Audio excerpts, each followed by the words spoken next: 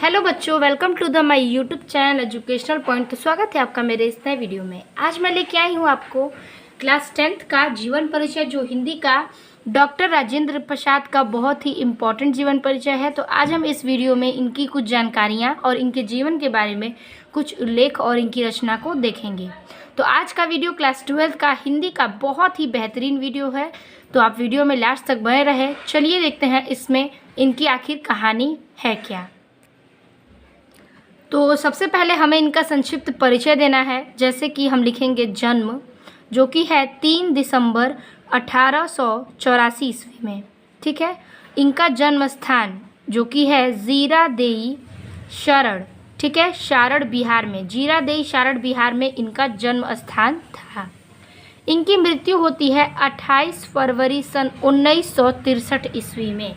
इनकी मृत्यु सन 28 फरवरी सन 1963 ईस्वी में हुई। ये भारत के राष्ट्रपति रहे। भारत रत्न से अलंकित भी हैं ये। ठीक है। और इनका जो संपादक है वो है देश पत्रिका। ठीक है। तो इसी हिसाब से हमें यहाँ पे संक्षिप्त परिचय देना है, जो कि हमारा प्लस पॉइंट होता है। और डॉक्टर राजेंद्र प्रसाद का जीवन परिचय हमें इसी प्रकार से लिखना है। अब हम हेडिंग देंगे इनको जीवन परिचय। तो जीवन परिचय में अब हम इनकी कहानी को जानेंगे। ठीक है। तो देखिए, इनका जीवन परिचय है कि देश रत्न डॉक्टर राजेंद्र प्रसाद का जन्म 3 दिसंबर 1884 ईस्वी को बिहार राज्य के सारण जिले के जीरादेई ग्राम में हुआ था। देखिए, अगर उनका हम लोग सही जन्म स्थान हमें इस कहानी में यानी जीवन परिचय में हमें देना है।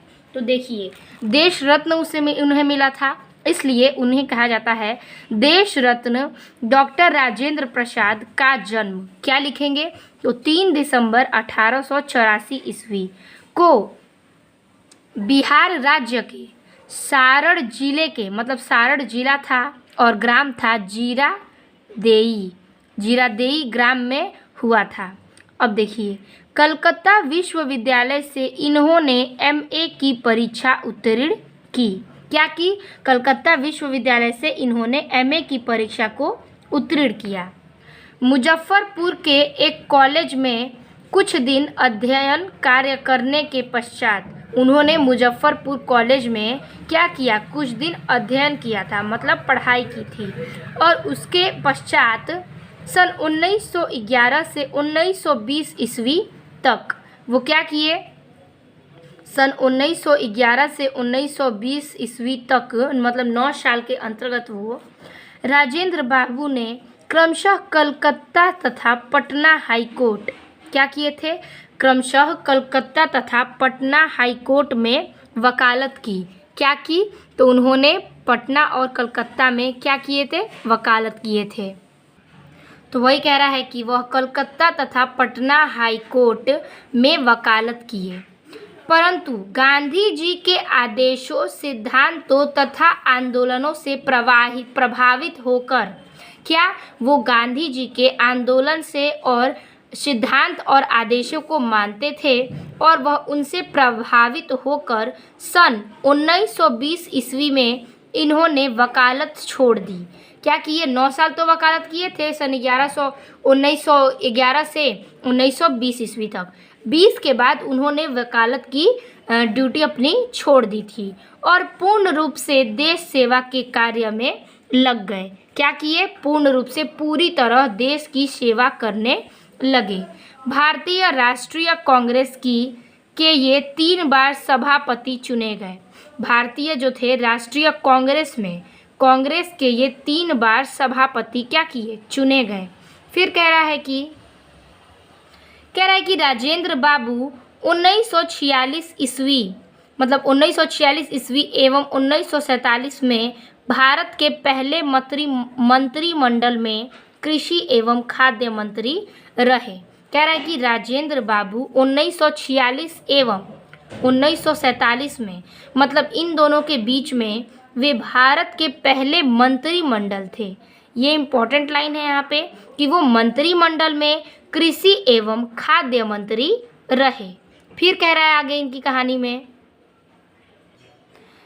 कह रहा है कि आप 26 जनवरी मतलब कि डॉक्टर राजेंद्र प्रसाद ने 26 जनवरी 1950 से 14 मई 1962 तक, मतलब कि 26 जनवरी से 1950 से और फिर 14 मई 1962 तक देश के राष्ट्रपति रहे। ठीक है, जैसे है ना हमारा कि प्रथम राष्ट्रपति कौन है, तो डॉक्टर राजेंद्र प्रसाद, तो वही कि राष्ट्रपति वो हमारे 1950 से 14 मई 1962 तक देश के राष्ट्रपति रहे।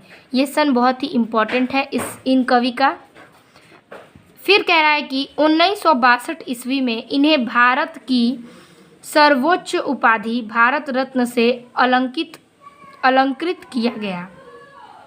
क्या हुआ कि इन्हें भारत की सर्वोच्च उपाधि भारत रत्न में अलंकृत किया गया। ठीक है, सत्यनिष्ठा, ईमानदारी, निर्भीकता, देशभक्ति, साधुता और सादगी इनके रोम रोम में व्याप्त थी। मतलब इनके रग रग में सत्यनिष्ठा, ईमानदारी, देशभक्ति, निर्भीकता और साधुता, सादगी, मतलब बहुत ही इनके में ये चीज़ें पाई जाती थी और ये इन चीज़ों से ही बहुत ही प्रसिद्ध थे। फिर कह रहा है कि राजेंद्र बाबू की उनकी मृत्यु हो जाती है 28 फरवरी सन 1963 ईस्वी को हुई। मतलब 1962 में इन्हें भारत रत्न मिला और उनकी मृत्यु ठीक एक वर्ष बाद यानी 28 फरवरी सन 1960 ईस्वी को हुई। तो ये महान कवि थे और हमारे राष्ट्रपति भी हैं रहे और बहुत ही इम्पॉर्टेंट कवि हैं ये क्लास 10th के बच्चों के लिए। तो क्लास 10th के बच्चे इसे नोट कर लीजिएगा, बहुत ही शॉर्टकट में है ये और आपको ये लिखने पे पूरे नंबर मिल जाएंगे। अब हम देखेंगे इनकी प्रमुख रचना। इनकी कुछ रचनाएं हैं जो इन्होंने अलंकित की थी। तो देखिए ये सारी आप रचना लिख लेंगे तो आपके प्लस पॉइंट हो जाएंगे। हेडिंग करिएगा प्रमुख रचनाएं। इसमें हम लोग लिखेंगे भारतीय संस्कृति, इंडिया डिवाइडेड या सत्याग्रह एट चंपारण, भारतीय शिक्षा, गांधी जी की देन, शिक्षा और संस्कृति, मेरी आत्मकथा, मेरी यूरोप यात्रा, संस्कृति का अध्ययन, चंपारण में महात्मा गांधी। ये कुछ उनके प्रमुख रचनाएं हैं जो डॉक्टर राजेंद्र प्रसाद ने की है। तो इसी प्रकार से डॉक्टर राजेंद्र प्रसाद का जीवन परिचय आप इसे नोट कर लीजिएगा और बहुत ही इम्पॉर्टेंट है जो आपको मैंने शॉर्टकट में इसे बता दिया है। आई होप आपको वीडियो पसंद आया होगा, तो अपने दोस्तों को शेयर कीजिए ताकि वो भी ये वीडियो देख सकें। मिलते हैं आपसे अगले महत्वपूर्ण वीडियो के साथ, तब तक के लिए धन्यवाद।